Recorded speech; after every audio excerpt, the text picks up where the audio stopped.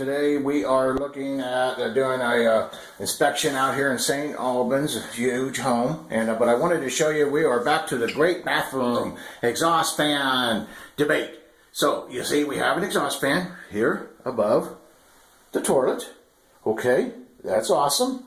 But exhaust fans, as we've talked about before, are not for gas smells. It is for moisture. So you got a door that's not working here. But now look over here at our shower, and our shower, we do not have an exhaust fan.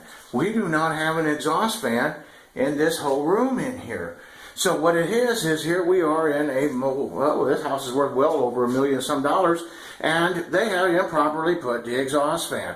Folks, this is why you need to give us a call. Galloway Building Services. Well, we'll make sure that you're not getting ripped off. You have a great day, and thank you for watching our videos.